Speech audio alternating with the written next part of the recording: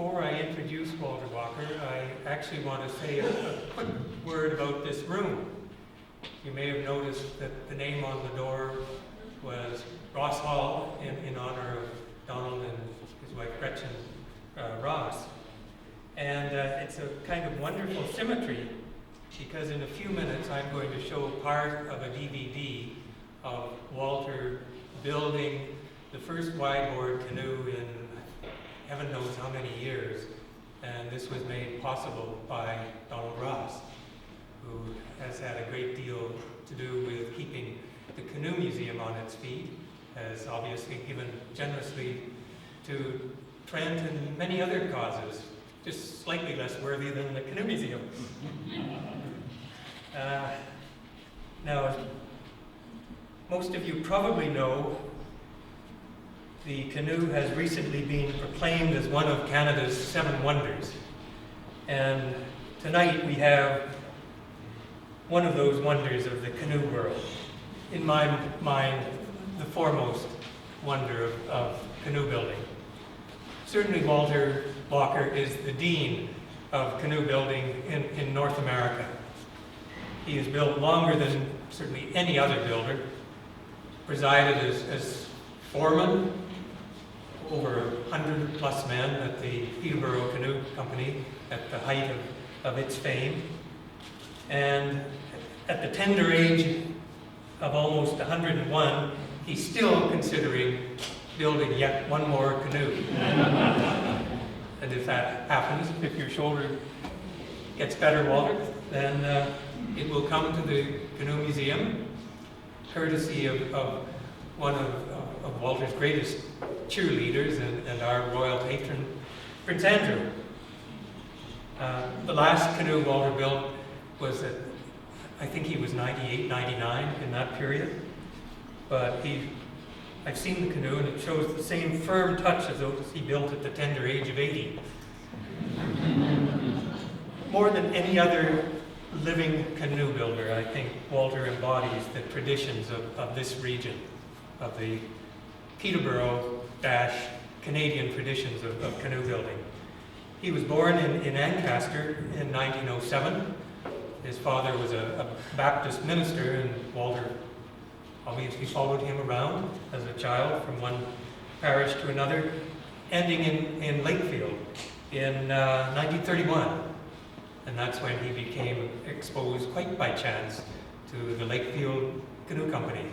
So from 1931 to now, the rest is history, as they say. And he stayed with the Lakefield Canoe Company for about 20 years, and then in 1942 went to the Peterborough Canoe Company, and was there until 1969, from 1959 on, he was foreman of the Peterborough Canoe Company when it was, with apologies to one American company, I think the foremost canoe company in the world. And then, of course, fiberglass came in the early 60s, and that was the end of the Peterborough Canoe Company.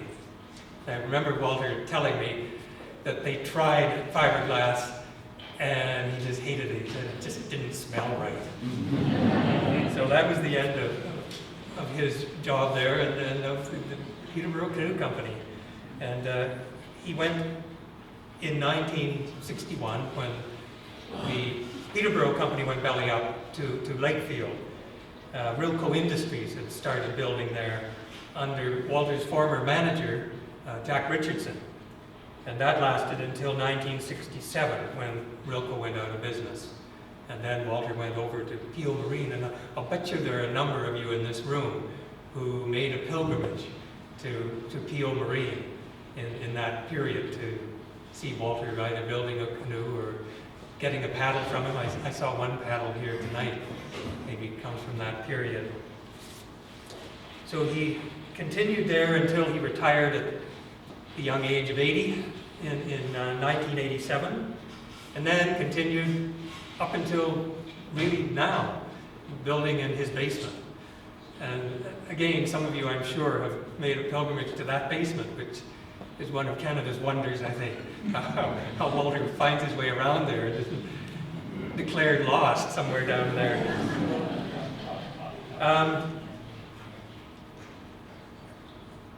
I became aware of Walter Walker when I came to Trent in 1976 as a budding canoe fanatic, and I was told if I wanted to see a proper canoe, then I had to go to Lakefield and find Walter Walker, which I did, and saw one of his canoes and stumped off home thinking cost of $800 was just simply outrageous. And I dreamed about that canoe that night and went scuttling back the next day and ordered that. So that was produced by Walter in 1978. And my one bone of contention is that I ordered it before a certain Prince Andrew, and his came out first for some reason.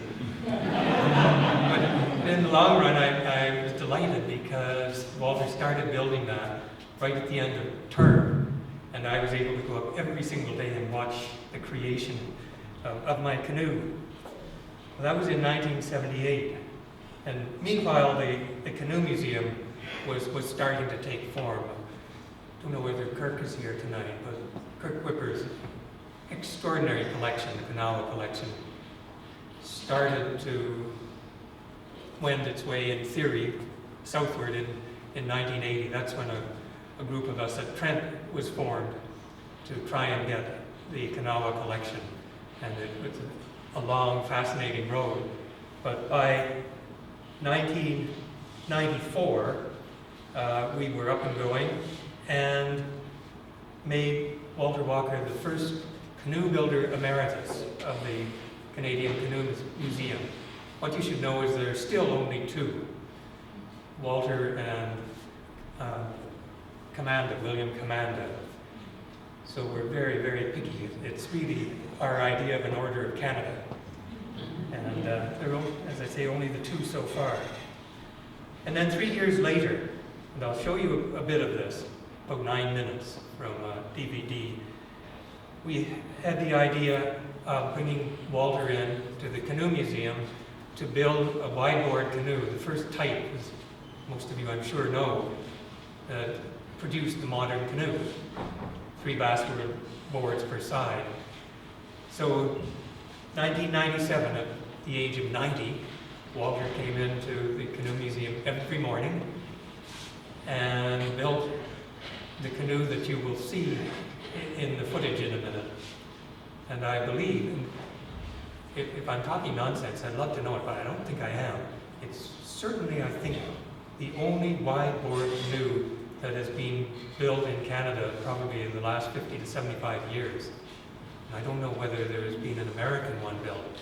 If there has, I'd love to know about it, because we keep saying that this hasn't been done, and Walter, probably one of the very, very few living canoe builders who knew really how to do it. So it was very exciting in '97 to have this built and documented, as you'll see in this DVD, and there's a lot more footage for people who really want to know. So the birth of the modern canoe is now on footage at the Canoe Museum. Anyway, this is very much a thumbnail sketch. There's far more, obviously, that could be said. Can be summed up by pointing out that Walter really has become a living icon for this country's foremost national symbol. So that's a pretty heavy mantle to bear. But Walter would never see it this way, I'm sure. Far too modest and self-effacing to think of his role in these terms as the great artist, keeping the early canoe building alive. He leads a quiet life, always had, secure in a gentle but profound faith. I think Walter would simply be incapable of saying a bad word about anyone.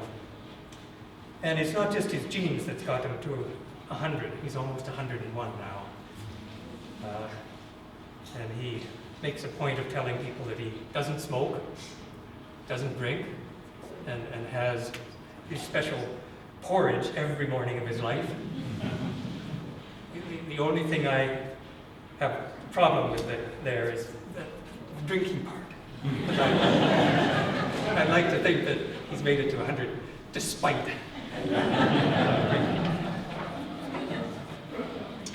Anyway, the last thing to point out is that we had Walter's 100th birthday party at the Canoe Museum last November, and it was an extraordinary occasion. Some of you, I'm sure, were there.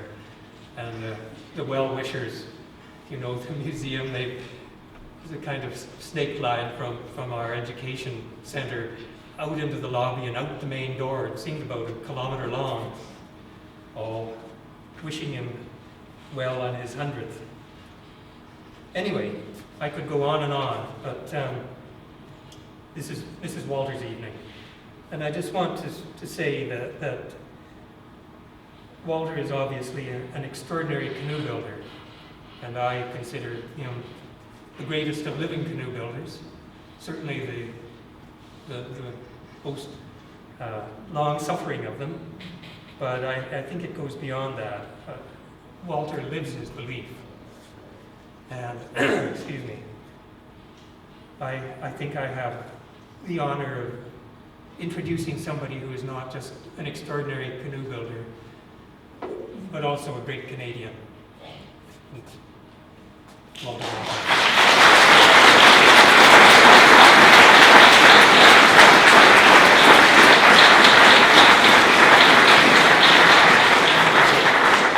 Before Walter speaks, I just want to show you just about a 9-minute clip of the building of this wide-board canoe, because I think you find it really interesting.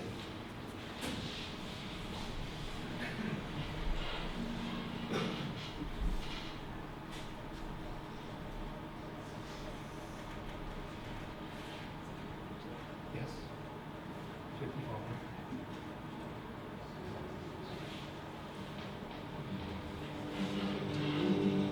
Here we go. As this is going, I should point out that the idea was passing on the tradition to 3 younger Walter was children. crafting the first wide-board basswood to be built in Canada since the early 1900s, when that particular wood was more abundant. What made the feat even more momentous was that this was the first construction style the Kawartha region craftsmen experimented with after moving away from the dugout canoe.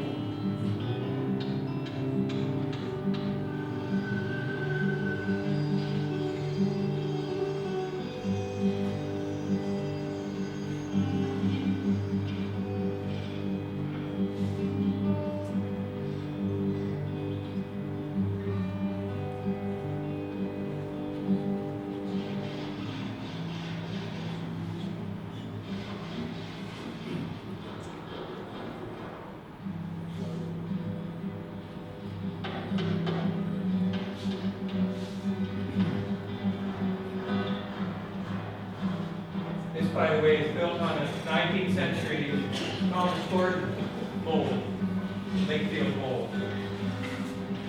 The smaller version of this canoe at the front.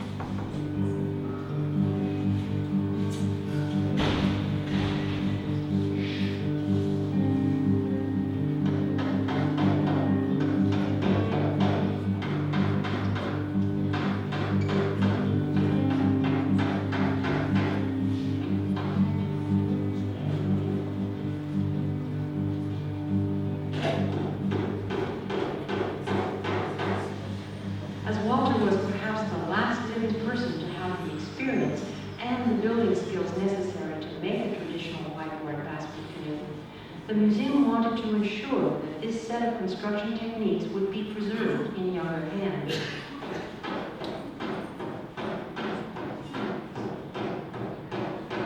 Although 89 at the time, Walter demonstrated that his expertise in working with wood hadn't dwindled a bit, nor had his health.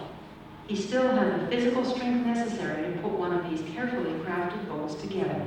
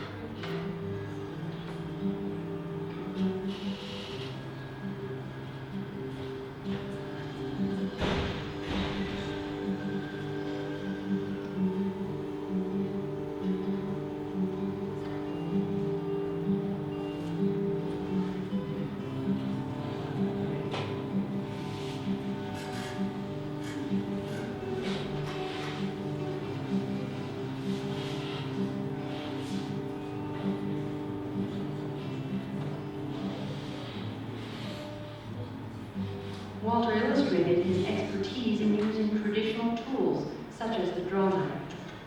He also demonstrated his intimate familiarity with the natural materials he was working with. If you know any wood, you can pretty well tell what it is by the grain in it and the color. Every wood has its texture, and like basswood. You don't see the grain in basswood very much. When they're running through the plant, you could pretty well tell whether it was hard or soft. If it was hard, it took a kind of shine to it. The building of the wide-board basswood canoe was a challenge that Walter handled expertly. But this was just one of the many canoe patterns he learned during his extended career as a craftsman.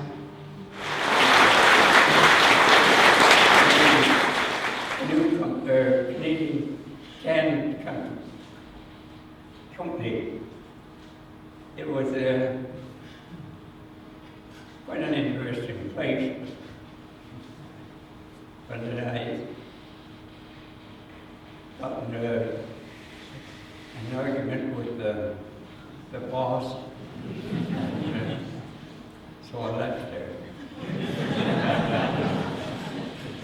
The next winter went to up to a place called Chesley, which was a furniture town. There were 3 furniture factories, and I got employment in one of them, and I learned a bit about making furniture.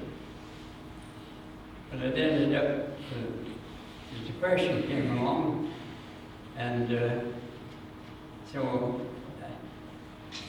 the factory closed up. So I moved into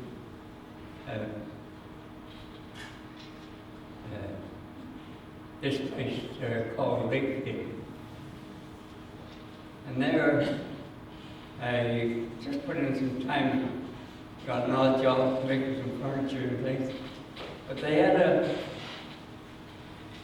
an order for canoes to go overseas.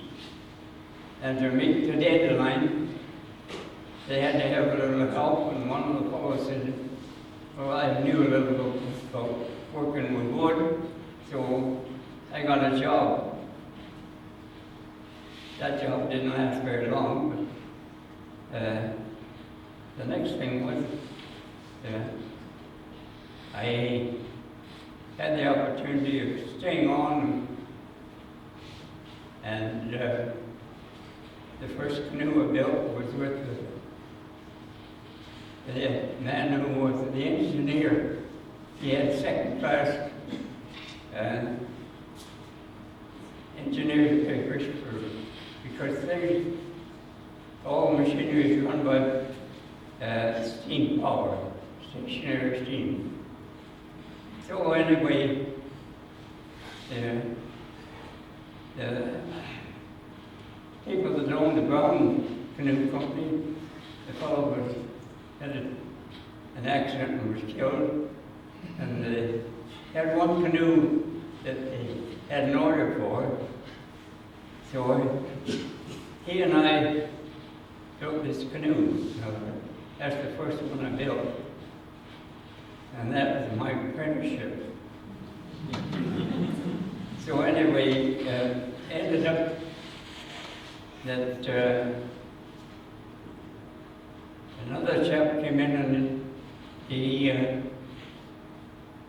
wanted to build sailboats. So we built 14-foot international sailboats and other things as well. One thing was that we built a 16-foot sailboat, and it had to be all rigged up so they could carry all the materials that they were taking on the trip. They left Lakefield and went through the Trent system, Georgia Bay, down Lake Michigan, ended up down in Gulf of Mexico. But they ran into hard times. They got onto a larger boat one night to stay on it, and they moored their 16-foot boat, and a storm came up. That's the last they saw of their boat. So they lost everything. So he came home, and the other chap went on his own way. Well, then the war came along, and he joined the Navy.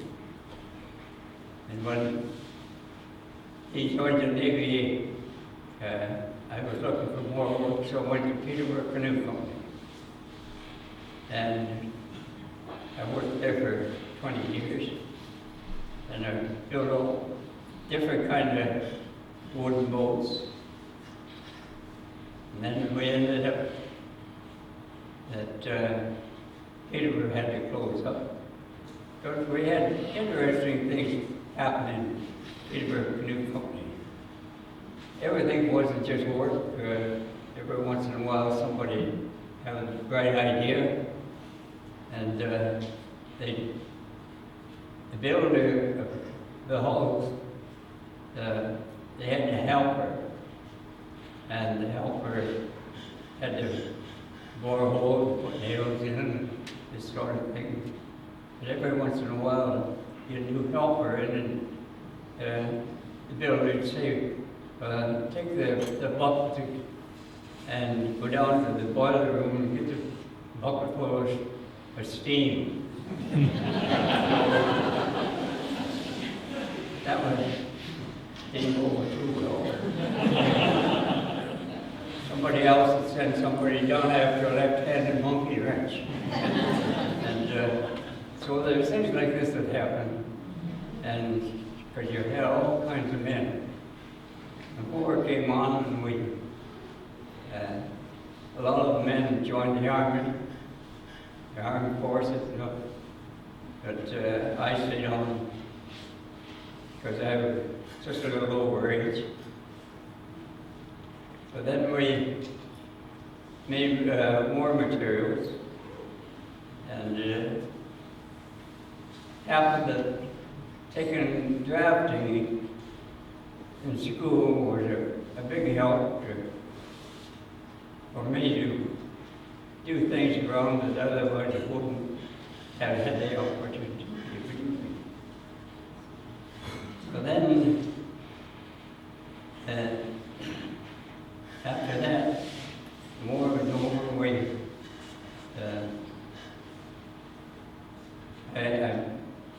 I moved. I had a the Peterborough Canoe Company, and I went there.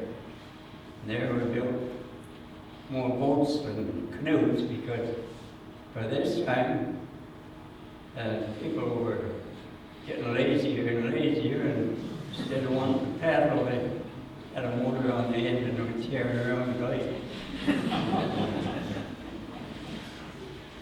And while we were in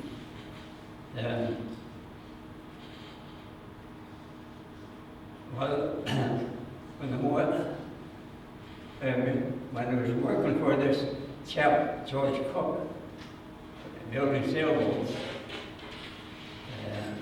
we had to have the engineer we had, he quit, and so he had to have somebody there with engineer papers. So George Cook and myself went down and took an examination for stationary engineers.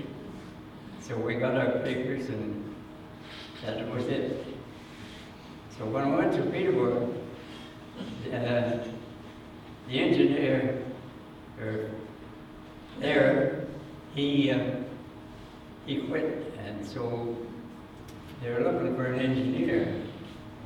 So it ended up that they got in touch with the employment and bureau, and they said, well, you have an engineer down there. So, well, they didn't know it. So anyway, I ended up going down and looking once a day to see if everything was all right. And they had the fireman that looked after it. And after that,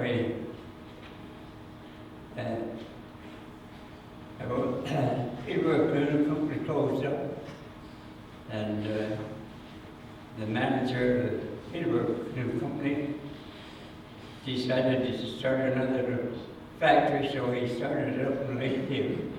It was a boat factory, and he got some of the old hands from Peterborough and started the Roco factory, and we built wooden boats. So anyway, that's what happened. But then it only lasted 6 years, and I went to a place, Hill Marine in Lakeview, and I worked there for 20 years. And they built canoes and of all kinds. The longest was a 30-foot water canoe for racing, and a 20-foot for racing, 4-man canoe. So that was the things that happened. After I retired, I had a couple of holes, and I built the odd canoe at home and made some cabins. And that's about my life history.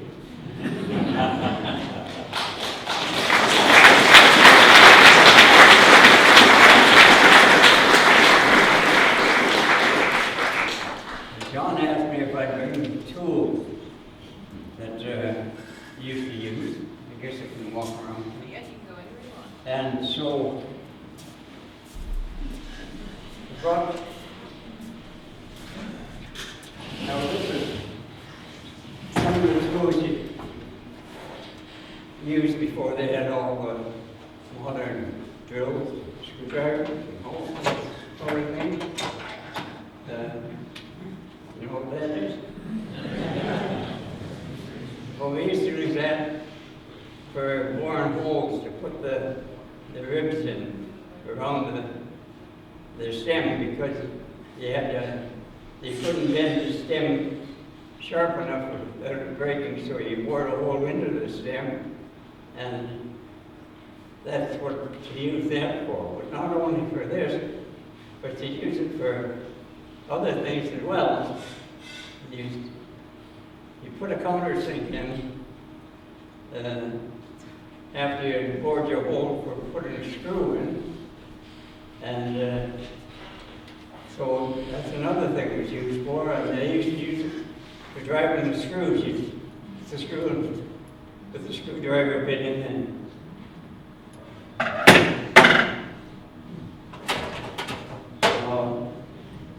we had different kind of planes. This one here is a number 3.5 plane, and when you build a cedar strip canoe, going around the bilge, you have to hollow it out to take the curve. So that was what that was for. If you can see, it has a round curve this way. They used to have wooden ones, but they were kind of hard to adjust, so I decided that I'd buy this and round it off. Now, there's a number 4 plane, which you use a lot when you're dressing down the stem. Now, let's see. So, let's start with you have your mold, and when you set the mold up, first of all, you had to make sure that you had a plumb ball. Now, you know what a plumb ball is. You want to make it straight. Anything straight down, why this makes it straight. Now, if you have a mold and before you start building, you want to make sure that the stems are straight up and down. Now, if you didn't, if your mold was off a plumb, you wouldn't want a canoe going down one stem one way and one stem the other way, but you want it straight. So that is what you use to make sure it was straight.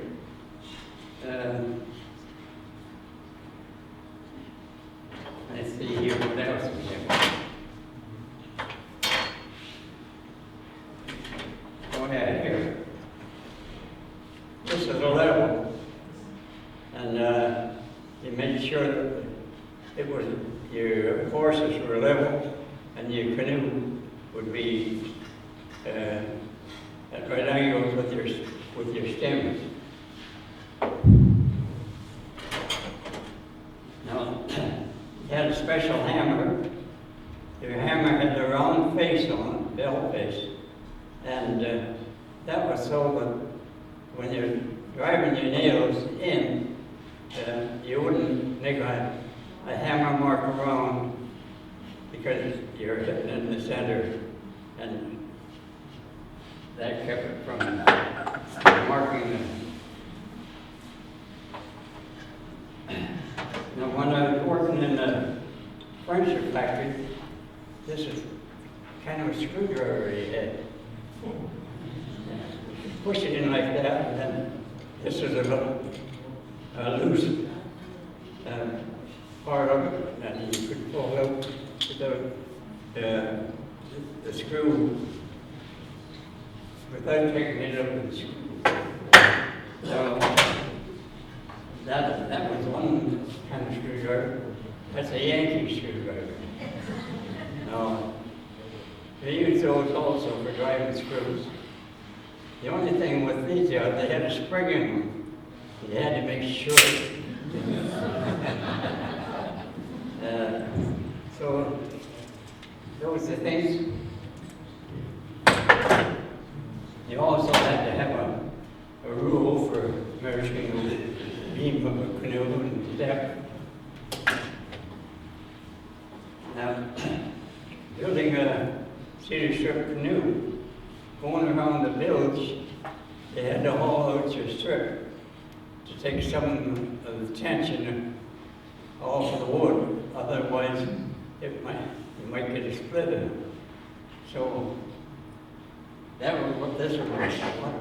Now, when you're going around the bilge,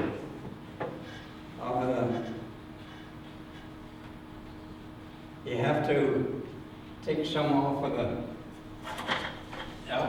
rabbit on the board here. Said, I don't know whether you can see this part, but the rabbit's here, and one goes together like that. Like this. You got the two pieces together. But going around the bridge, you find that if you didn't do something about it, it wouldn't be tight on the outside. So you use a plane like this, and you took it off, shaving off like that, and took it down far enough so that when you put it together, it was tight. And then you drove your nails through the planking into the ribs. Now, when we first started to work on boats, you didn't have a drill or electric screwdriver. You used to use a little hand drill. No, the one I use, this is just a small one. But you put your bit in there, and when I first started, they used to take the ribs that they used to have in the umbrella, because they're hard steel. Just common wire was too soft. So they took chunks of this wire out of an umbrella and made a drill. Now just a twist there, if you break quite a few, and so you sharpen on three sides, and you had to bring it down to the size of the nail, and doing that way, we used to do this. Now, in Lakefield, when you had a helper to put on the planking and bore holes and put nails in, but they also, to pull up your strip one against the other, they had a strap over with harness for one thing, and but anyway, you had it so that a metal piece would just slip underneath the groove on the planking there, and they'd pull it up tight. And so we use that drill for boring holes. Not only that, for screws and other things. But when I went to Peterborough, they had a different setup. The helper, the strap we had was just like a T, and you put it up into the plank like that, and then the helper put his foot in the loop and stepped on it, and then pull it up tight. But they had a different setup they had. You didn't have to, you could use two hands. So in Peterborough you had to use a hand like a T, and you had a little handle on it. And what you used to have was a shoemaker's awl. And you had to put it in, like this and turn it like this until you went through the planking and the rib. Otherwise they'd split. So that was quite a job. But once you got enough nails in the planking up tight, why you could do the hand drill Now, he worked there for under 3 or 4 years ago. Finally, they bought an electric drill. An electric drill was used by all the builders to bore the holes. And so that's what happened there. Now, there was a backsaw you had, which came in very handy on some of the jobs where you had to have a stiff saw and small enough to wasn't too much. You also had to have a hand saw. But then the building canoe on the ends of the canoe, the turn-up there,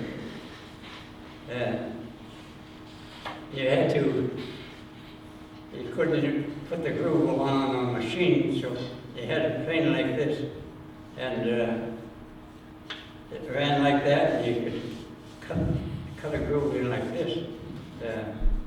There's one time, one fellow, the builder sent the helper to the dry kiln to get what they call the turnip. Now, that was the end of the canoe where it was up. And so the young lad said, there won't be any turnips out in the dry kiln. And so anyway, he finally persuaded him to go out and get the end piece. Now, you also had to have nippers to pull out any nails. Maybe when you drive them in, you bend them over, or if you're going to do repair work, why you use these nippers to get under the head of the nail and lift them up. And you use that, use them a lot on repair. So that's about what they had until finally they bought drills and screwdrivers electric. So it was so much hard work. But after a number of years of work at the point, I don't feel the effects very much. So that's about it. I hope that you see how things changed over the years, and things are a lot easier now. You pick up one other thing I'd like to tell you. When we were building sailboats, the mast, they had to haul them out to make them 2 pieces. You had to haul them out, and where your sail ran up to was the round groove, you had cutting up off of each side, and so that your sail would run up in there. And so the first one we made got all grooved out and everything ready to glue it. So in those days, they didn't have the glues they have today, but so anyway, we got in touch with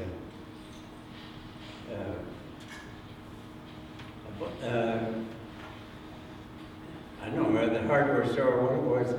Anyway, we wanted some glue to glue this mast up.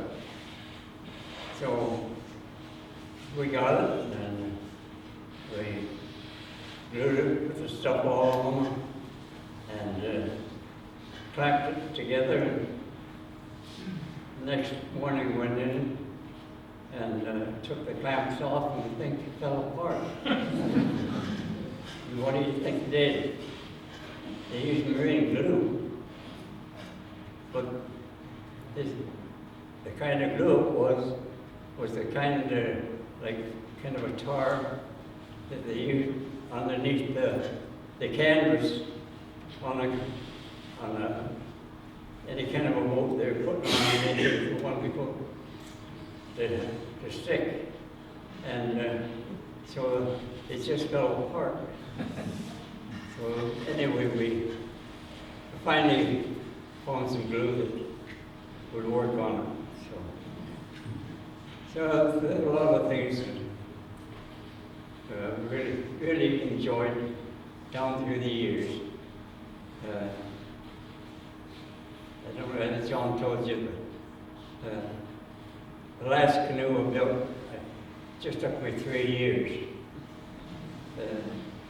Otherwise, when we were really on production, you build about 4 hulls a week. And then the hull went to the finisher, put on the gunnels and finished it all off. He took him about a day. But when I finished, I said 3 years. I built, finished it off, but the only thing was I built it at home and down the basement, so we just don't like dust, and my wife didn't like dust that it'd make and smell of the barn, so I had to wait for the right kind of weather, so the 3rd year I got what I wanted.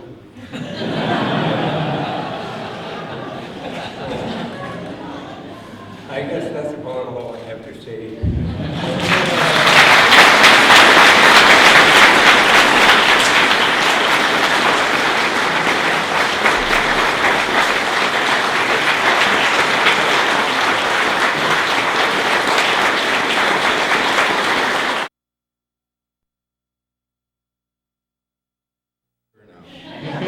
You know, I can't tell you how pleased I am to visit with you tonight.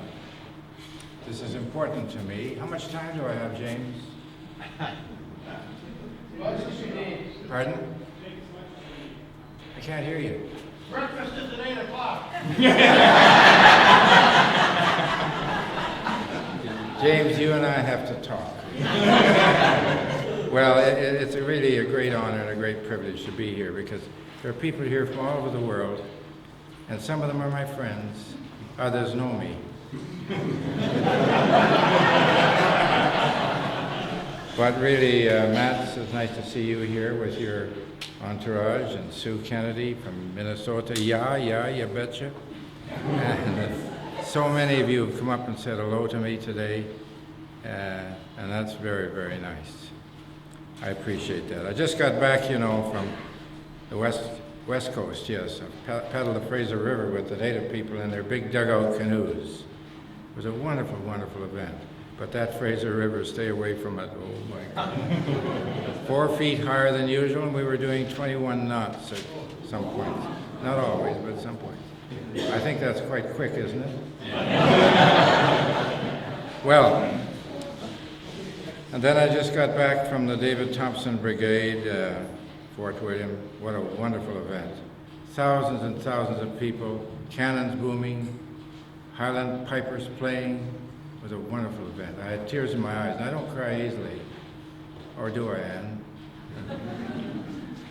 I want to thank you all, because you all had something to do with the development and progress of the museum, which really should be called a heritage center. That's what it is.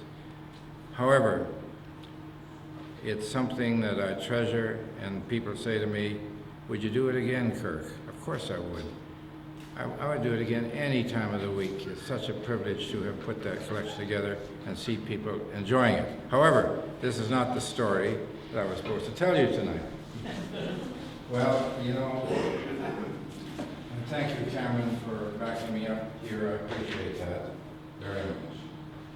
Well, you know, when I got the Order of Canada, the headline read, "Kid from the Bush gets Order of Canada." People would phone me up and say, "Kirk, we're sorry that they refer to you as a kid from the bush." You know, I'm proud of that. I'm proud of that. It means that anybody in this great continent can make it if they try. That's what it means. And that's the message I'd like to convey to younger people everywhere. I visited with a little school class the other day at the museum. They were so cute. They were so cute. They really were. I had to sign autographs. I don't know whose name I signed, but see, I not speak those English well, you know. But on this brigade, the Thompson Brigade, as Gary will attest, 3 fellows came up to me from Quebec, and they said, would you make us a ceremony for an homme d'honneur? So they got me a long daisy, and I put them on the shoulder, bang, bang, bang. You are now an homme d'honneur. And I said, you know, I'm proud to do this. They said, this is serious. We don't want to leave Canada, ever. Isn't that nice? Yeah. So I'm hopeful. The longer we wait, the less likely it will be to happen. Well, I'm a kid from the bush, there's no doubt about it, and I will always be a kid from the bush. My parents were the first white settlers in North Manitoba, and I think that's where I got the idea of the museum. It must have been the inspiration of the northern wilderness that was deeply steeped in my bones, and it grew into developing this project. I think so. Well, I'm not going to dwell on that too long, but I just wanted you to know that's what I am. That's what I always will be, a kid from the bush. And so it is. Well, I went from there to Winnipeg eventually, served in the armed forces, went to teachers college when I wasn't yet 15. You know why? There's no high school in the North Country. Yeah. So that was a privilege. But gradually I worked my way through the Navy and Geology, Manitoba, and there I saw the first canoe on the Red River, just as you approach the junction point with the Assiniboine, the Winnipeg Canoe Club. My first, and I thought, gee, that's an interesting craft. I wonder why it's pointed at both ends. You don't get that, do you? No. That's okay. I got better ones coming up. From there, from the Winnipeg Canoe Club, I went east. People said I was wasting my time in geology, which I loved. I like having rock concerts, you know. That's not bad, is it? Well, anyway, yes, then from there I went to Camp Pinecrest. Some of you may know it, the YMCA camp in Muskoka. And I had the great honor of putting the director, Ted Yard, in the water with all his briefcase and notes. He was a very unhappy camper. But you know, when you're a director, you have to put up with anything. So that started it off, and then I went from there to a variety of things. And finally, I ended up at Camp Candelore, which is a great joy and love for me. Candelore comes from Canada lore. I think that was always in my spirit, the idea of the lore of this great country. What a wonderful heritage we have. And our mission, I think, has to be to convey that message, the spirit of Canada, to as many people as possible. And that's what's being done by the staff at the museum and many of my friends across the continent. Is that right, James? 100%. I didn't know you were listening. Well, you know, things happen. And I decided at Candelore, because I was the boss, I owned it. When you own something, you're the boss. Did you know that? Not anymore, but it was then. And so I said to my staff, you know, we've got to do something about educating our young people in their heritage, as well as educating them how to live in harmony with the natural world. So we got a dugout canoe, and then we got a birch bark canoe, and so on. Put them up in the dining lodge. One day the staff had a showdown meeting with the director, and they said, Kirk, tell me, is the camp for old canoes, or is it for campers? Well, that's a very profound and difficult question to answer. However, you know how I answered it. I said, okay, if you're so smart, help me to build a museum. And we did. It's a beautiful building up there that we put up. And James, thank you for your work on it. I remember you lifting a log, I think it was about that big one, and running with it. Well, you know, I had a game I played at camp with the campers. Whenever something difficult was needed to be done, I would say, I need 10 strong men looking at the juniors. And that would embarrass the older boys too. So we had about 200 on the end of a big rope. We could move anything, anything. It was just a marvelous thing. You put 200 kids and staff at the end of a 200-foot rope, and you got trouble. Strong trouble. Well, that was how we started the first building. I want to preserve that building because this is a historic site. We have planks in that building 36 feet long, 16 inches wide, 3 inches thick, clear grain. Came out of a shed, CPR shed, I think in Sarnia. We have, in the roof, we have tongue and groove spruce, 3 inches thick in the roof, and about 22 feet. It's an historic building. And you know, I had a vision, I really did. I had a vision. I wanted the museum to be in the forest from which the craft came originally. Because that is the story. It's a story of the gifts of nature combined with the ingenuity of human beings. That's what it's all about, really. So that's what I wanted. We didn't quite complete that vision, but that doesn't matter. You know, I remember an event in the museum in Peterborough when somebody came to me and said, you know, Kirk, the job is done. I said, no, a good vision never ends, never ends. So what did he do? He got a steel plate, and he put it to Kirk, a good vision never ends. Isn't that something? I have tears in my eyes when I think about that. You know, and I'm getting to be an old fool because I'm starting to cry about anything. Well, you know, it's, I remember very well the very first dugout canoe.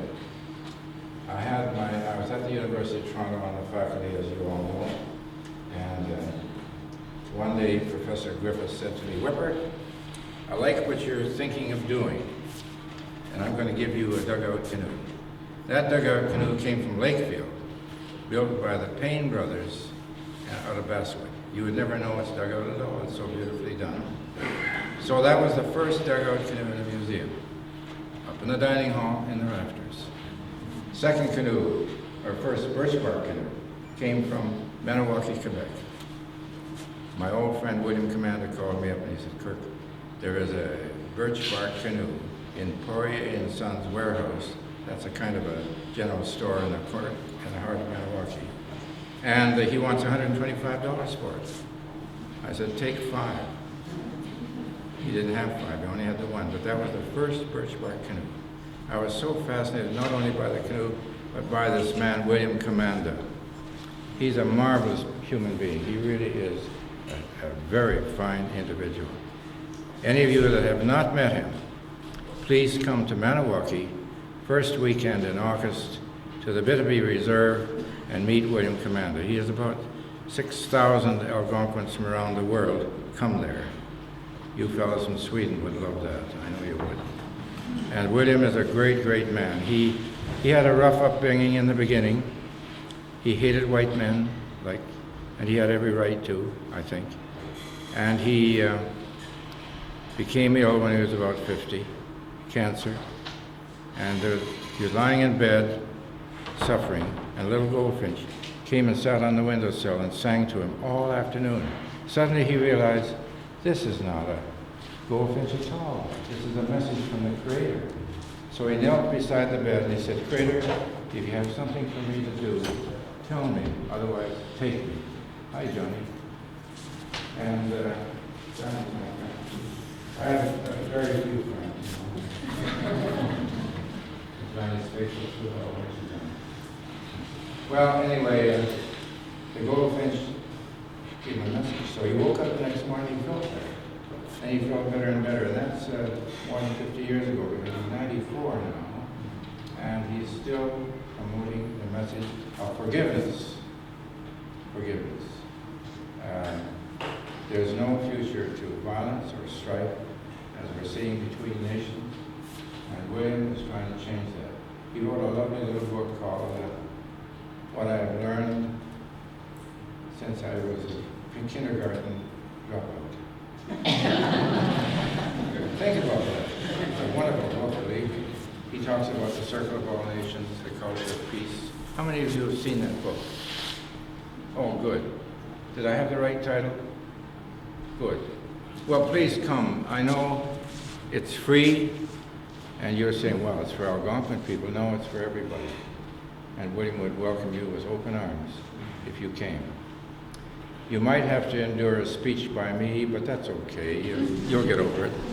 In about 6 months, you'll get over it.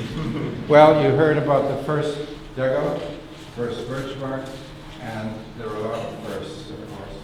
And then it became somewhat, well, I remember the first wood canvas, first all-wood canoe, first big canoe, and then came the great transition from the dining lodge into the log structure that we actually built with the help of Ellen Mackey from Prince George, British Columbia. One of the finest log construction engineers in North America. Great, great guy.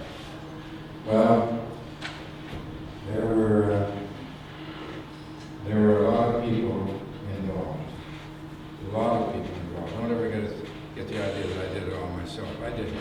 It was the inspiration of people, the encouragement people gave me to carry on, and the physical, actual help they gave, and they're still doing that. This museum could not survive were it not for the vast corps of volunteers that we have involved. Somewhere over 200, I think, at the moment. How many of you in this room are volunteers in the museum? There you are, see? Look at them. Isn't that nice, James?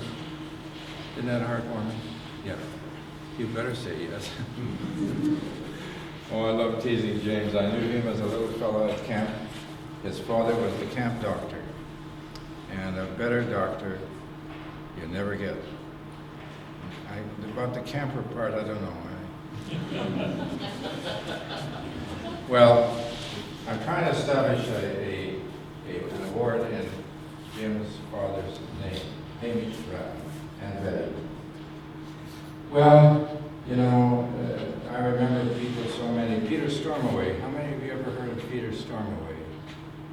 Well, Peter Stormaway was in the government, and I was having struggle trying to get a little tiny grant of maybe $6,000, I think it was, to operate. And if it weren't for Peter Stormaway, I wouldn't have gotten anywhere. So I treasure his memory. Another one is Alec Weber, anthropologist deluxe, West Coast representative, and she was a dynamo.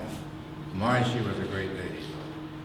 Aleka Pavnorsky Weber, the late Aleka. And she would write me a letter and say, Kirk, you know, I've just found a Kalispell dugout canoe. Send me $8,000 American right away or I will hang you. Now, I would say that's a fairly forceful message, wouldn't you? I borrowed the $8,000 and sent it immediately. Well, that's the way it went. And, you know, these people, there's a whole parade of memories I could mention. So many people in this room that helped in this program. It's a wonderful story. Well, then there was the first Haida canoe. I got kind of bold.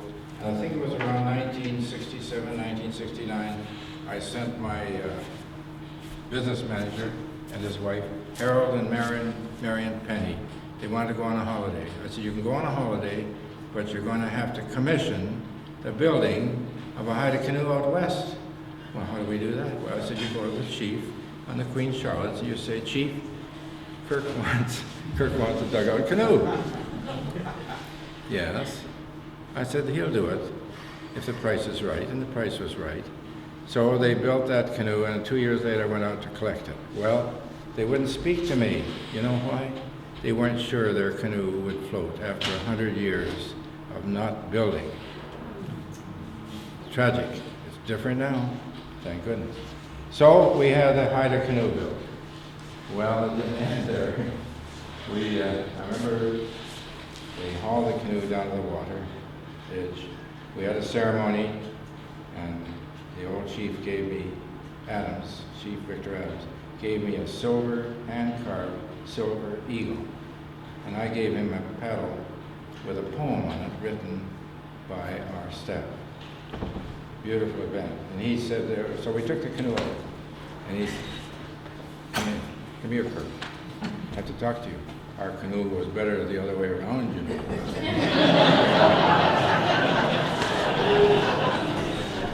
You know, I've done some stupid things in my life, but that's about the stupidest I've ever done. Well, we finally got out of the north coast of the Queen Charlottes, and there was no place to land because the surf was so heavy up in the Queen Charlottes.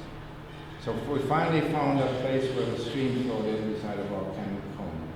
And so we thought we'd go in there. It's the only place we could find. So as we approached the beach, we saw two people, two men. And I said to the crew, the little crew I had left, we said, Haida young men wouldn't go with us. They said, we're not going to those guys, they're no good. So anyway, I said to them, let's speak Haida. No, you speak Haida, sir? You speak Haida? Go ahead. So we got in close, and one of the fellows leaned out and taking pictures of us. Kirk, is that you? Are you all right? Good. Not good. So we stopped speaking Haida. Well, you know, that's the way it goes. I found out a long time ago, there's nothing impossible on this planet. Nothing impossible. Improbable perhaps, but nothing impossible. So I was bold as tar. And you know, I also went out to, where was it now? Duncan on Vancouver Island. Simon Charlie had a big, long thing of 60 some odd feet. And so I said, well, I got to get that canoe to the museum. I couldn't get on an aircraft, couldn't get on a railroad car, couldn't get on a transport truck. I didn't want to put it on a ship because they're very reckless about things like this. So I thought, well, I'll take my half-ton diesel and put a little extension rack on. Way to go. That's stupid number 2. Well, you know, that was a great adventure. And I love that old Bluebird canoe. It's such a beautiful piece. One log. Have you seen it? How many have seen that big canoe? Oh, good. But if you haven't seen it, I'm having a group go through the museum tomorrow morning at 9 o'clock. And I'll promise to tell mostly truth. James, did you hear what I said?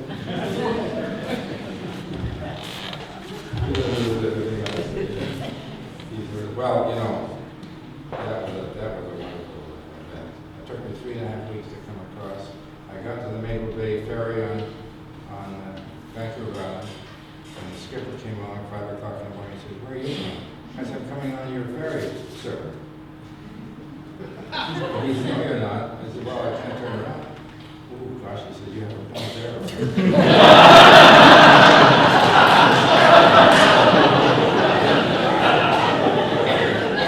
So, I said, look, sir, if you take me on, you can let the fellow in the canoe stick out the front of the ferry, and under the back we can park 3 cars. Oh, he said, then I only have to charge you 1 fare. I said, sir, I like the way you think. Well, then I got down to the Sydney ferry, and the Sydney ferry was equally disturbed at my presence. And I said, he said, how did you get here? I said, on the other little ferry. He took you on his little ferry? What did he charge you? 1 fare. Well, he's crazy, but I'll take you anyway. So I got down to Seattle. You see, I couldn't go through the Rockies. You can't make the turns. And so anyway, yes. He said, well, I'll tell you what, I'm going to phone headquarters, and we'll escort you clear across the continent at our expense, no charge, because we admire a man of your courage. Well, you know, the funniest thing, because they would tell the story that I relayed to him, and after 3 or 4 stops, it was entirely different. After all, I was getting free escorts, so what can I say? And you know, people would come along with their cameras beside us. was a blur, I'm sure, but it was a nice blur. Well, anyway, yes, that's the kind of thing that happened.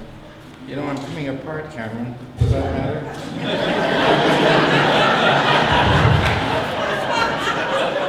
Well, anyway,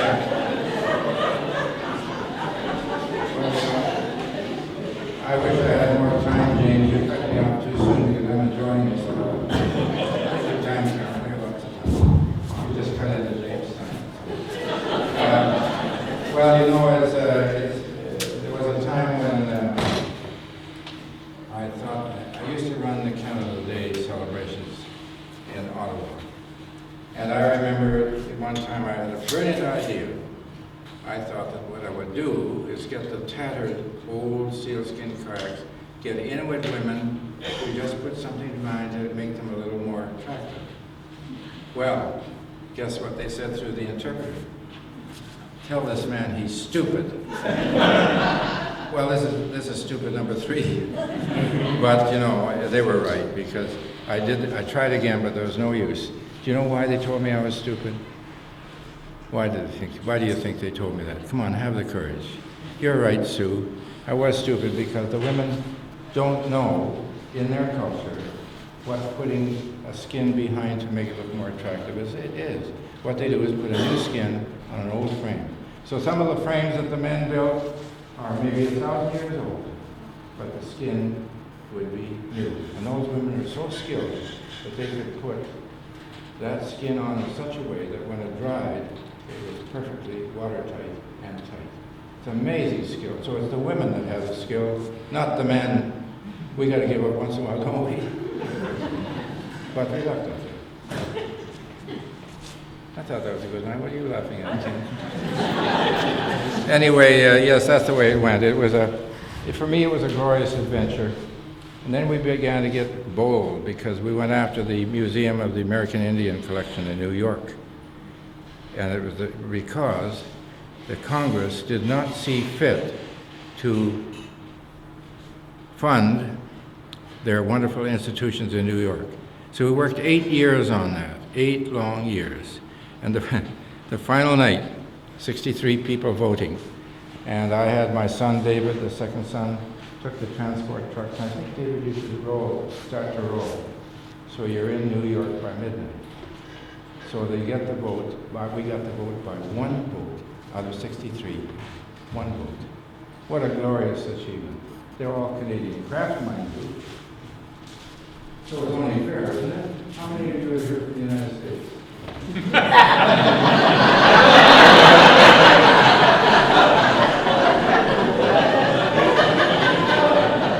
Sorry, but that's life. Well, you know, it was we are deeply indebted. And then the next thing that came along was the collection of the San Diego Museum of Man. I got a call, and they said, we have a strange trout from Canada here. Do you want them? I said, I beg your pardon. You know, do you want them? Imagine. So I paid $400. I got one beautiful. I got a solo archipelago canoe, chiefs, double outrigger, teak. I got a birch bark from Cree, and 2 others, all fine craft. But, you know. So we got that, $400. That was the best deal I ever made in my whole life. That's not stupid. No. Well, anyway, I'm just playing because, you know, this museum isn't only Canadian. It belongs to all of us across the continent. When I gifted it, that's what I intended. It would be an international collection owned by the United States and Canada. And maybe a couple of Mexicans too. Well, anyway, I gotta stop pretty soon. James, I'm sorry, I'm rambling on a bit. But there were some milestone events. In 1975, we had to incorporate in order to get tax relief, which is a bit of an issue with me right now, but that's okay. There was the high event. There was the, well, I won't go into them all, but, you know, I'm going to close with a rather serious message. As you know, I paddled with the, well, I didn't tell you the whole story, did I, about that collection? And the Museum of the American, oh, well then. Cameron, is this safe?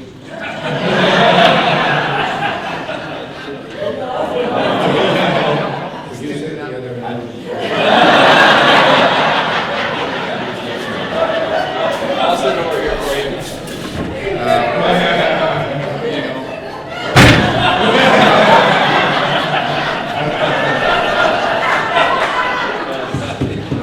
that the best you have here? I just wanted to leave with you something I've learned this year. Well, not only this year, but you know, I paddled, I told you, with the native people of the West Coast on the Fraser. I paddled with Jay, which is a major achievement in the David Thompson Brigade. That's why I'm wearing all these medals. You know, everybody's nice to me. I thought this was solid gold, but I guess it isn't. But you know, and I paddled with the fellows on the East Coast, the Tobic Festival. We had 1,600 canoes on the Tobic River, all with musical instruments. Just imagine it. Just imagine it. I paddled with the gang in Trent River, which is an offshoot of the event in New Brunswick.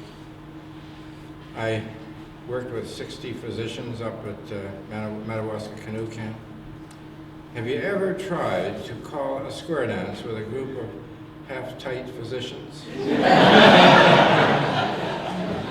Well, I told them it was not a square dance, it was a dance of the squares. But they were good sports, that's all that mattered. But you know what we're not doing, folks? The environment is suffering more and more every year because we're not pulling together. We're not pulling together. We all have our own little programs and events and causes, but we've got to stop trying to do it alone. Pull together. I learned that message from the native people out west. They said, look, I know the white men have not yet learned how to pull together, but we're willing to help them if they only listen.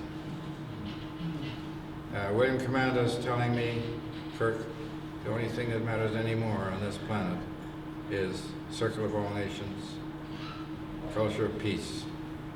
Grandfather Martin, out on the Hopi Reserve in Arizona, went to visit him a couple of times. He's talking about purification of the planet. He took me up in the mountains, and there were two lines, one long, indistinct line, and another one more deeply engraved. He said the deeply engraved one is modern civilization, but notice that it stops. It stops. Why don't you shift over to the other line and follow the path of purification? So every time I speak, he made me promise. We saw him this year, didn't we, Ann? He made me promise to talk about a little bit about purification. That's where it's at. I believe we have to learn to live in harmony within ourselves, harmony with our neighbors, and harmony with the natural world around us. Thank you.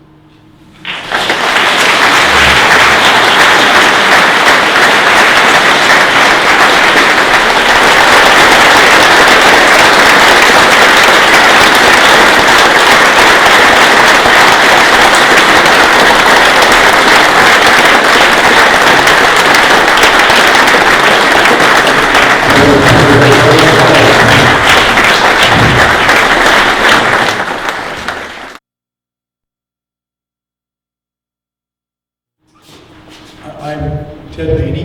I'm writing a biography of Tappan Adney, and I want to share some of what I've discovered, some of the research, some of the information about his life that I've discovered, and answer some of your questions. I'm honored to be in the very fine company of all the other speakers that have preceded me. It's really glaring. John Jennings, Walker, Kirk Wipper, James Raffin, Dick Pearson.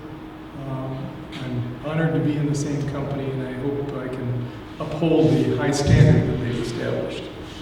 So I also want to say a few things before I get into my prepared remarks. I have three purposes, three objectives, I guess, in making this presentation. First, I want to let you know that the Adney biography is alive and well and moving slowly toward publication. I've had some health problems and I haven't written anything on the book in quite a few months. But I've survived and I'm back in good health, and I hope to be back on track with the book in short order. So wanted to let everybody know that the book is moving slowly toward publication.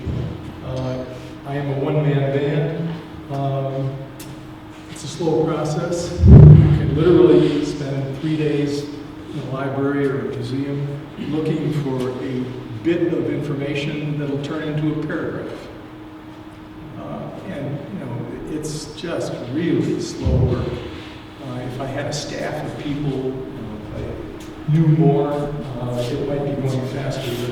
But at some point you reach a critical mass of the research where you know enough, you feel to tell a story, and you can go ahead. You may not know every detail, what he had for breakfast on July 4th, 1884.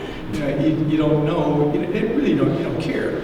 But at some point you get enough information, you feel you can tell a story, and you just plow ahead and do it. And I think I'm getting to that critical mass of research information. And that leads me to the second thing I want to say. Many of you know that I inherited the project from my friend Jim Wheaton, who worked on it for 7 years before he died in June of 2005. And he and I worked together for a couple of years before he died. And before he died, he asked me to take over the project and take it to publication. And I agreed to do that. So I've been working on it for almost 3 years now. And I'm standing on his shoulders, literally. He amassed a mountain of research data, and he was an extremely good researcher. He spent 7 years, and he had access to, because he was married to Adney's granddaughter, he had access to a lot of family information, diaries, letters, photos, that are all private, family stuff that's not available to the general public. So he had a unique opportunity to write a biography, an accurate biography of Adney that nobody else has the opportunity to do. So I felt really blessed to inherit all this information and to be able to, pick up the football and move it a little closer to the goal line. And the third thing I want everybody to understand is that I'm not working on this book for you. I'm working on this book for your grandchildren and their kids. 50, 100 years from now, I want people to be able to read this book, satisfy their curiosity about Adney. Anything they want to know, I want this book to be able to tell them. I want it to be the definitive story of his life. And I'm confident that his book is still going to be in print 50 to 100 years from now, because people are still going to want to know about birch bark canoes. And as long as they're going to know about birch bark canoes, the only place to go for that information is his book. Because it's not only the best book, it's the only book that covers birch bark canoe construction in great detail for all the tribal styles in North America. No other book does that. And so, 50, 100 years from now, when people want to know what birch bark canoes look like, how they were made, it's going to be only one source of information. That's his book. So his book is going to survive, Adney's legacy is going to survive, and as long as that happens, people are going to be curious about the man who created that book. And so I think they're also going to want a biography of his life and want to know, how did this book come to be? What forces formed and shaped the guy who created that phenomenal book? And that's the story I'm trying to tell.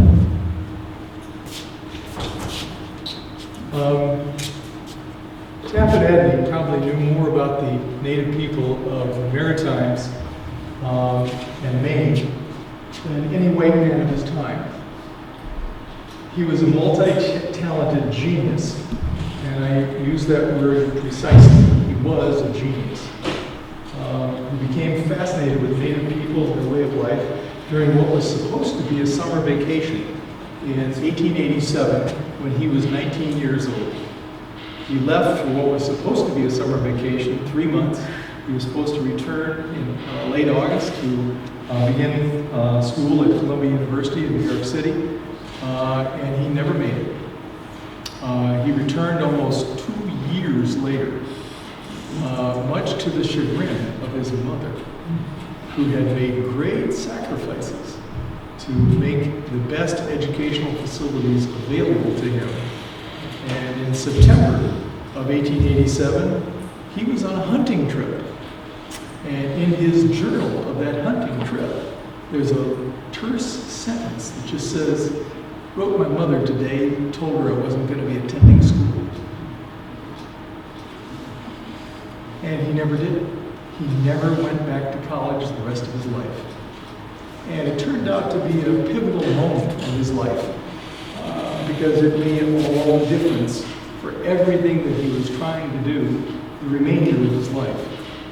And it led him into conflict and failure and regret and anger and all kinds of things that never would have happened if he'd simply gone to school. It really shaped his life. It was a pivotal moment.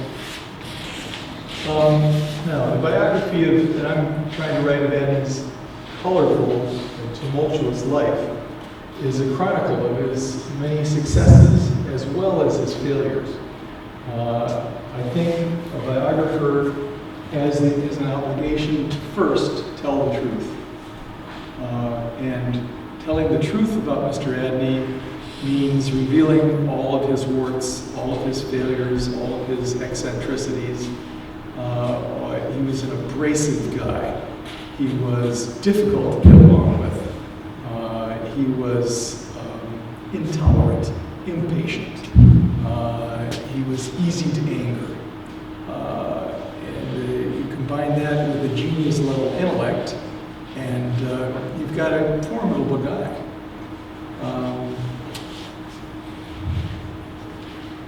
So this is going to be a biography that's going to tell both sides of the story here. It's not going to be a whitewash of his life and some of the unpleasant things that happened to him. You're going to hear it all. It's going to be the saga of his lifelong pursuit of recognition, academic recognition, and his ultimate lack of formal acceptance in academic circles. He never was really accepted because he lacked the PhD that all of his contemporaries, all of his equals had. And they didn't consider him, they didn't accept him as an equal because he didn't have the academic credentials. Never mind that he knew as much or more than they did. He just didn't have the credential, therefore he wasn't worth listening to. And in the end, it's the tale of a man who was willing to sacrifice his life's work to help a friend. An interesting twist at the end of his life. In New Brunswick, early on, he knew he was something special. His father was a college professor at the University of Ohio University in Athens, Ohio. His father was a college professor who specialized in preparing freshman students who arrived unprepared for the rigors of college work. And so his father's job was to take these kids who didn't have what it takes, who didn't have all the education that they would need to succeed in college, and to prepare them to go back and give them all the remedial work that they needed to do a good job in college. Well, he applied those considerable skills that he had developed for his college work to his very bright son.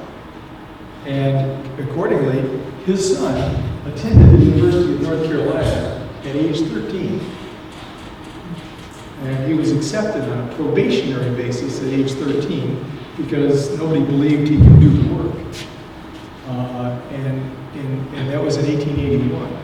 In 1882, he was accepted as a regular student and attended University of North Carolina as a regular student and took a full academic load and passed all of his courses.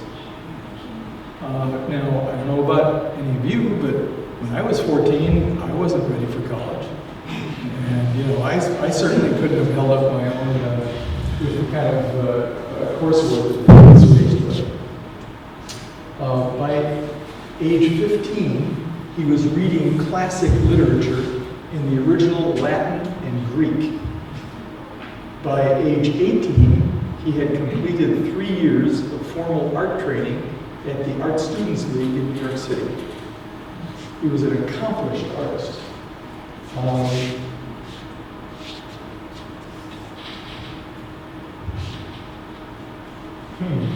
I just pressed the button and nothing happened. Okay.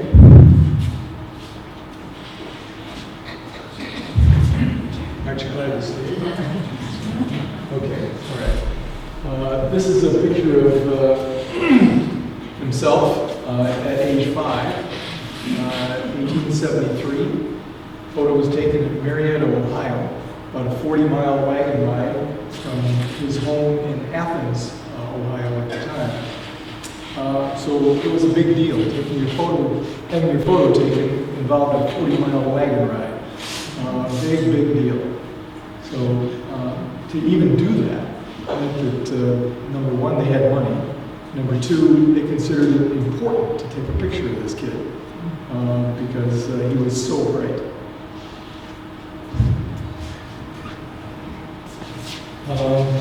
In New Brunswick, when he arrived in the summer of 1887,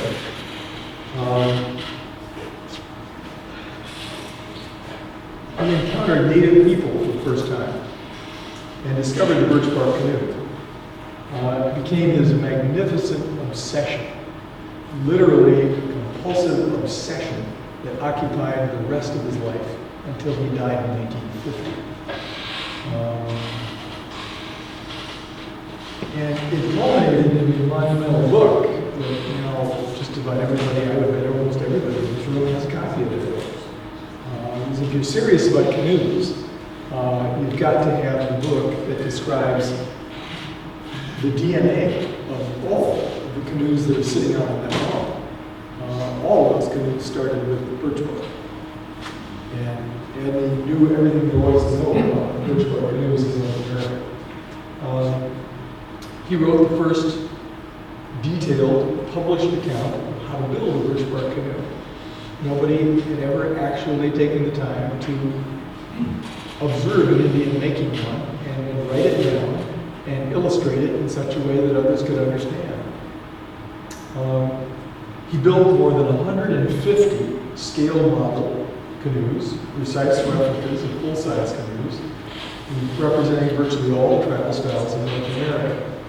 And today, his book and his models have inspired a new generation of native canoe builders, and it creates what really amounts to a renaissance of canoe building among native people throughout North America.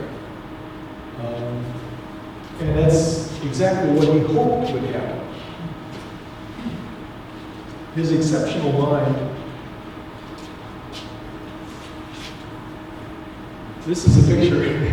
If you have a copy of the Adney book, you recognize this photo or this drawing. This drawing illustrates Peter Joe, his Indian mentor, actually making a birch bark canoe.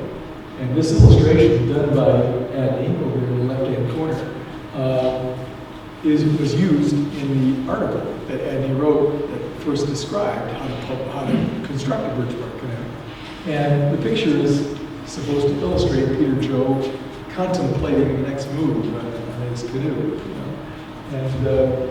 But Adney, being the artist that he was, he needed a model. And Peter Joe would never sit still long enough for Adney to sketch it. So he photographed himself sitting in the pose that he wanted, and then used the photo of himself as a model for the illustration for the other.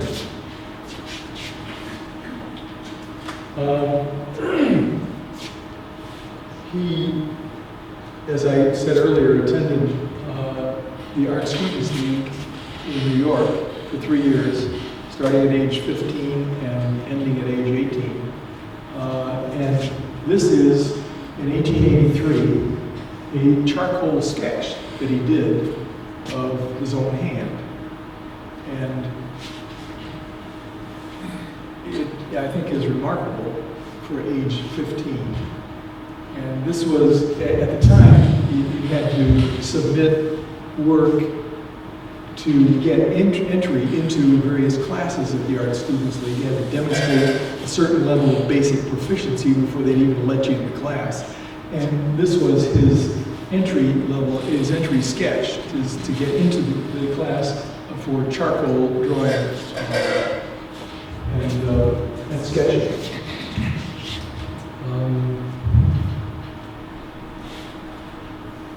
Here's another example. By age 18, this one done in 1886, he was considerably more advanced. And the Art Students League was famous for its life drawing classes. It was the only place, the only art educational facility in North America at the time that had life drawing classes every day of the week. All the other places had them, 2-3 times a week. You had to sign up for them, you had to qualify this and that and the other thing. Well, he could get access to life drawing classes any day of the week that he wanted. And this is probably the most spectacular drawing that I've come across.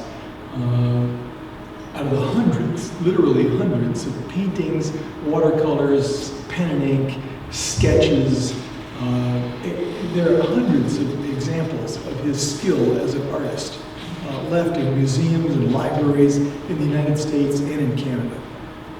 And this one really struck me when I came across it. Wow, look at that. And there are a number of these life drawings that are just started. And all of them have terse comments that he wrote about them, the date and who the model was, and all kinds of things. Really interesting to look through. Here's another example. This is a watercolor he did of his room at 29 West 36th Street in New York. Sort of didn't Van Gogh do a painting something like this of his room?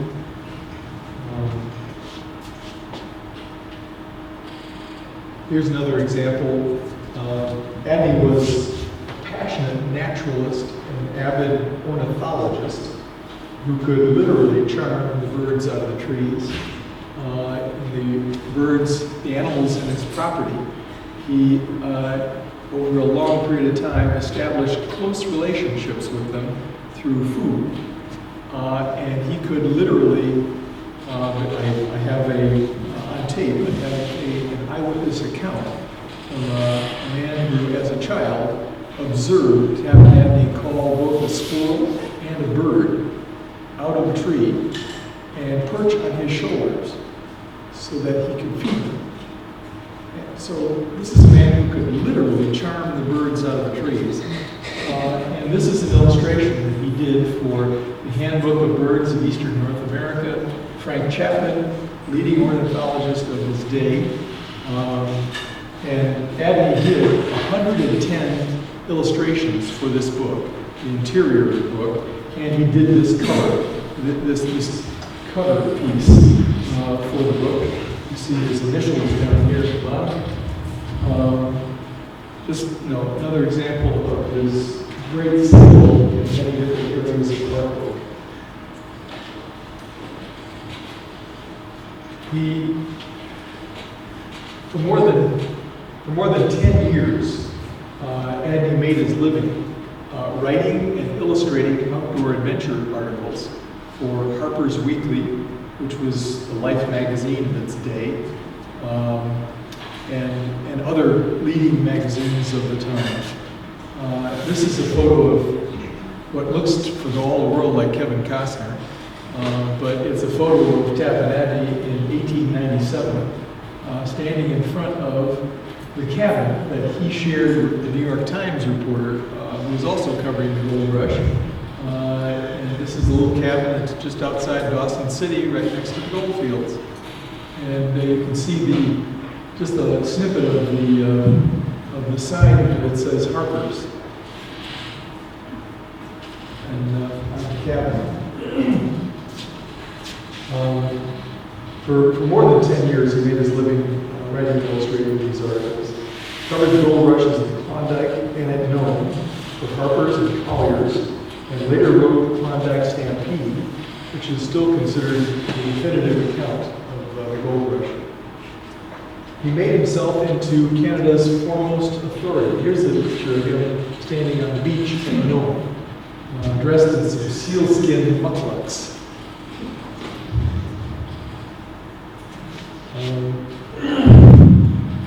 He made himself into Canada's foremost authority on heraldry, the ancient art of depicting genealogy with armorial designs. His distinctive style and innovative work can still be found in numerous private and public commissions throughout Canada.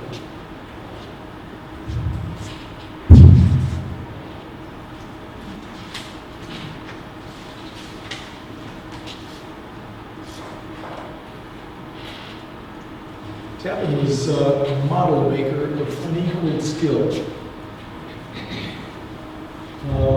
He left behind literally thousands of examples of his work in museums in both the U.S. and Canada.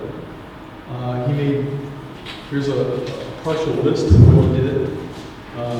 He made model canoes, paddles, salmon spears, hand sleighs, dog sleds, wood hauling sledges, toboggans, animal traps, wigwams, sweat lodges, and virtually anything else that represented native life or tools. In many cases, his models provide the most accurate examples available today of native objects that are no longer made or used.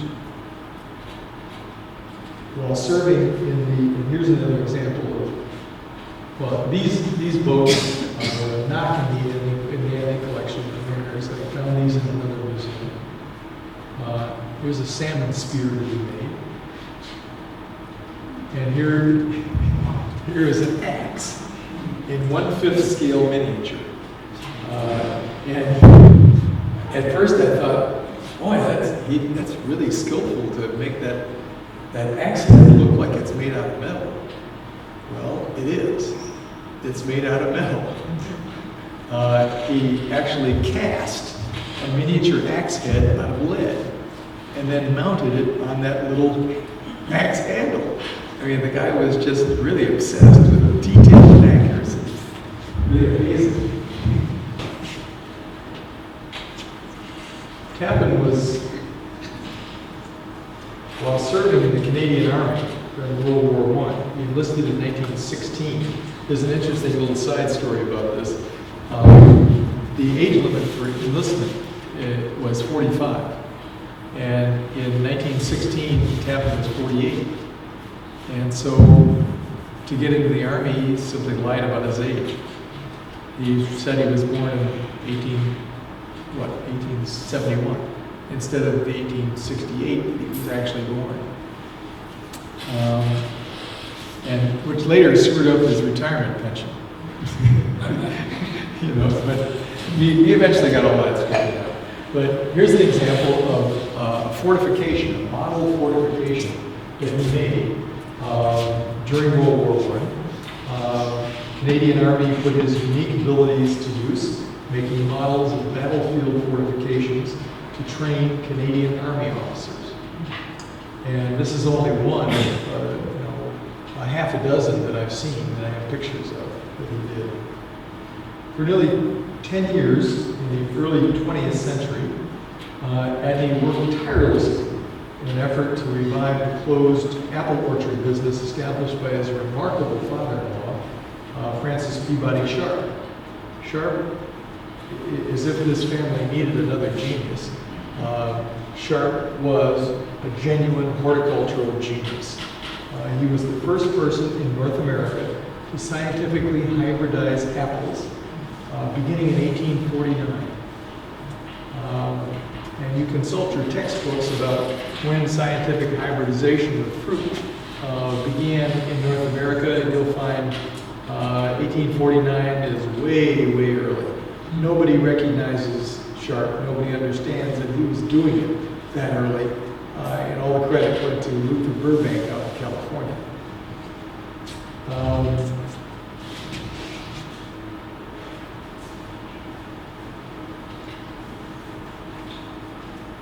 Now, using his own pioneering methods, Sharp established large fruit orchards of plums, apples, and even peaches in a climate that most people consider too harsh to grow quality fruit.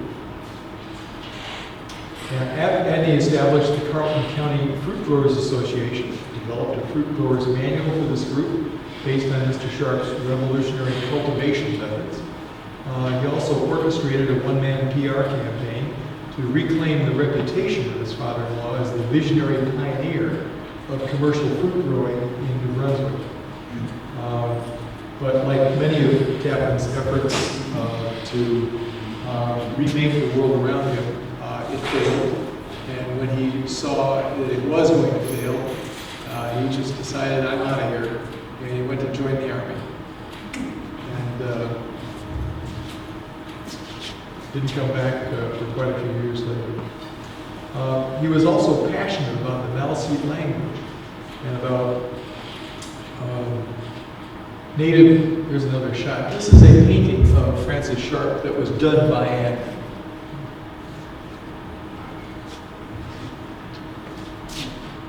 Adney was also passionate about the Maliseet language and native linguistics in general. It was an ardent, lifelong pursuit. He was particularly focused on it during the last 17 years of his life, during which he worked with his Maliseet friend, Peter Paul, to assemble a dictionary and grammar book on the Maliseet language. He never finished his language book, but he left behind thousands of typewritten pages with his research notes on words and grammar, as well as his theories about the origins of language in general. His papers still await study by future linguists who may find insights into what is now a language struggling for survival. I think there aren't enough Maliseet people who actually speak the language left to keep it alive. And there's great concern about that. And efforts to keep it alive going on right now. Adney also intermittently studied Maliseet natural history throughout his adult life. He was interested in everything: history, tools, religion, food, clothing, mythology, traditions, material culture, language, all of it. He was nearing completion of a monumental book on the Maliseet people that died before it could be published. He was inspired by Frank Speck's monumental book on the Penobscot people, called Penobscot Man. Who here has a copy of Penobscot Man? Yep, you've read it. Adney read it and called it great literature. He was inspired by it. And he realized that he knew as much about the Maliseet people as Frank Speck knew about Penobscots. And that he could write a book as good as Frank's. The only difference was Frank had a PhD from the University of Pennsylvania. And Frank had the University of Pennsylvania behind him to publish his book. Adney didn't. So Adney's book is still gathering dust in the Peabody Essex Museum in Salem, Massachusetts. It's about in the same shape and ready for publication as the Canoe book was when Adney died. So it literally can be picked up by some scholar, some PhD student, because it's really ready to be organized for publication. I was just stunned when I saw it at the Peabody Essex. He was also a formidable champion of native treaty rights. When his friend Peter Paul was arrested for harvesting black ash saplings from privately owned land, Adney attempted to defend him in court with an ancient treaty He said, promised Native people the right to hunt, fish, and collect materials, such as black ash, for their traditional handcrafts. The judge wouldn't allow Adney to speak because he wasn't a lawyer. The trial proceeded without Adney, and Peter Paul was convicted. Adney was incensed and set to work to change Canadian government policy on Native rights. He found the original 1725 treaty in the state archives in Boston, Massachusetts. But there were questions about whether the ancient treaty applied to modern Maliseet people. You know, it's one thing to say that the treaty refers to, the treaty was signed by this guy and that guy, and here's their sign, there's his X, there's his little, hieroglyph or petroglyph of a fish, and it indicates that he was there. It's quite another to maintain that all the Maliseet people of today are direct descendants of those people who signed the treaty. You know, to make that connection, Canadian courts were really kind of dragging their feet, looking for any excuse they could to not recognize the treaty. Well, the treaty referred specifically to the Wolastoqiyik people in the area near the St. John River. Well, the Maliseet people were direct descendants, but they no longer used the name mentioned in the treaty. So Adney mobilized all the Maliseet bands in New Brunswick to agree on a formal name change to match the old treaty name, so the government could no longer claim that the old treaty no longer applied. He collaborated with a friend in Parliament to open a formal inquiry into government policy toward Native people in the Maritimes. Sadly, his work was in vain. The Indian Act of 1951, which Native people hoped would usher in reforms, in fact resulted only in a continuation of the oppressive policy the Canadian government had maintained since the middle of the 19th century. Adney was not successful in defending his friend, but in assembling the documents and the arguments for a treaty-based defense, he became the first person to ever attempt to present a well-documented treaty defense in a Maritimes courtroom. Ironically, recent Canadian Supreme Court decisions have confirmed the inherent right of Native people throughout Canada, Native people in New Brunswick and Nova Scotia. That's technically what the Supreme Court decisions affect. Only New Brunswick and Nova Scotia. But these recent decisions have confirmed the inherent right of these Native people to harvest wood and to hunt and fish to maintain their traditional lifestyle. And once again, Mr. Adney was way ahead of his time. Some 50, almost 60 years after he died, Canadian courts are finally confirming that he had the right idea all along. There's a hidden side to the Peter Paul story that Adney kept to himself. To help his Maliseet friend Peter Paul, Adney had to stop work on the canoe book, for which he was receiving a monthly check from the Mariners Museum. When the museum discovered that Adney hadn't worked on the canoe book for more than a year, by Adney's own admission, say whatever else you will about him, he was honest. He was honest to a fault. Even when it hurt him, he would tell you the truth.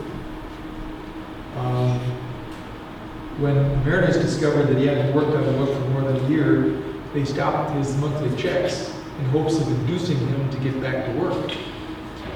Well, that didn't work. He still continued his work defending his Native friends, even though he knew that he was sick, he was near the end of his life, and that his book might never be published. He deliberately sacrificed his book so that he could help his friends. This episode illustrates another facet of Adney's eccentric personality. He was amazingly tenacious and stubborn when working toward a goal. This characteristic worked for him, but just as often against him, particularly when he believed he'd been snubbed or cheated. In such cases, he made it his business to right the wrong and to exact justice from the offender.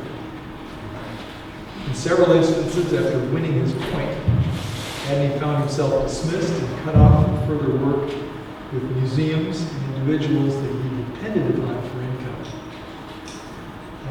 He often shot himself in the foot, and amazingly, didn't realize he was doing it. His son Glenn, when the Mariners wrote to his son Glenn to tell him that they had cut off his father and that he might be able to persuade his father to please get back to work on the book, Glenn wrote him back and said, I've never had any influence over my father. He never listens to anything I say. He always follows his own judgment. And oh, by the way, and this is a quote, he never learned the art of getting along with his fellow man, unquote.